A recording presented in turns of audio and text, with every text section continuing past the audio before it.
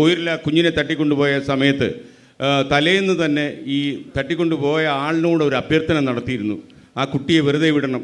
സാധാരണ ഒരു ആളും പ്രത്യേകിച്ച് ഒരു രാഷ്ട്രീയ നേതാവ്, ഒരു പൊതുപ്രവർത്തകനും വില്ലനോടൊരു അഭ്യർത്ഥന നടത്താറില്ല. ഈ കുഞ്ഞിനെ കാണാൻ പോയ സമയത്ത് ആ വീട്ടിൽ ചെന്ന് അച്ഛനമ്മമാരെ കണ്ട് പുറത്തു ഇറങ്ങുമ്പോൾ എൻ്റെ മനസാക്ഷി എന്നോട് പറഞ്ഞതാണ് അവരോട് അഭ്യർത്ഥന നടത്താം. കാരണം ഈ കുഞ്ഞിനെ ഏതെങ്കിലും കാരണവശാൽ പോലീസ് പിടിക്കുമെന്നോ നാട്ടുകാർ പിടിക്കുമെന്നോ പറഞ്ഞിട്ട് ജീവൻ നഷ്ടപ്പെടുന്ന സാഹചര്യം ഉണ്ടാവരുതെന്ന് വിചാരിച്ചു. അപ്പോഴെനിക്ക് ദൈവം പറഞ്ഞു തന്ന എൻ്റെ ദൈവവിശ്വാസം ചില കാര്യങ്ങൾ മനസ്സിൽ ഇങ്ങനെ വരും. അതങ്ങ് പറഞ്ഞപ്പോൾ അവരത് സ്വീകരിച്ചു. കാരണം അവർ സ്വീകരിച്ചു എന്ന് പറയാൻ കാര്യം, അന്വേഷണ ഉദ്യോഗസ്ഥന്മാർ പിന്നീട് എന്നോട് പറഞ്ഞു, സാറിൻ്റെ ആ ഒരു സ്റ്റേറ്റ്മെൻറ്റ് അവർ വീട്ടിലിരുന്ന് കേട്ടു. അതുകൊണ്ടാണ് ആളുള്ള സ്ഥലത്ത് കൊണ്ടുവിടണം എന്ന് പറഞ്ഞത്. മാത്രമല്ല ഗണേഷ് കുമാർ അത് പറഞ്ഞ അവർ ഭയന്നുപോയി. കാരണം മുഴുവൻ ആളുകളും ഞങ്ങൾക്ക് പിന്നാലെയാണെന്ന് അറിഞ്ഞപ്പോഴാണ് കുഞ്ഞിന് ഒരു പോറൽ പോലും ഏൽപ്പിക്കാതെ ആശ്രമ മൈതാനത്ത് കൊണ്ടുവിട്ടത്. അത് ആളുള്ള സ്ഥലത്ത് തന്നെ കൊണ്ടുവിട്ടു. വേറെ ആളില്ലാത്തൊരു സ്ഥലത്ത് കൊണ്ടുവിട്ടാൽ തെരുവ് നായ്ക്കളൊക്കെ ഉണ്ട്, എന്തെങ്കിലും അപകടം കുഞ്ഞിന് സംഭവിച്ചു പോകും.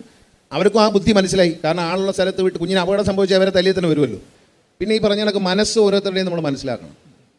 നമ്മൾ എൻ്റെ മുമ്പിൽ നിന്ന് കരയുന്ന ആളുടെ കണ്ണീര്, എൻ്റെ മുമ്പിൽ നിന്ന് അമ്മ ഇരുന്ന് കരയാണ്. എൻ്റെ മോനെ പോലീസ് പിടിച്ചുകൊണ്ട് ഈ സാറേ എന്ന് കരയുമ്പോൾ ഈ അമ്മയ്ക്കറിയില്ല പോലീസ് ഒന്നും ചെയ്യില്ല എന്ന്. പക്ഷേ അമ്മ ധരിക്കുന്നത് അവനെ കൊണ്ടുപോയി ബൂട്ടിട്ട് ചവിട്ടി ഉപദ്രവിച്ച് എൻ്റെ കുഞ്ഞ് പീഡനങ്ങൾ അനുഭവിക്കേണ്ടി വരുന്ന ഒരു ഭയം അമ്മയ്ക്കുണ്ട്. ഒരു നിമിഷം ഒരു കലാകാരനായിട്ടായിരിക്കും ഞാൻ ഈ കസരയിൽ നിന്ന് ഇറങ്ങി എൻ്റെ മുമ്പിൽ നിന്ന് കരയുന്ന അമ്മയായി ഞാൻ മാറാറുണ്ട്.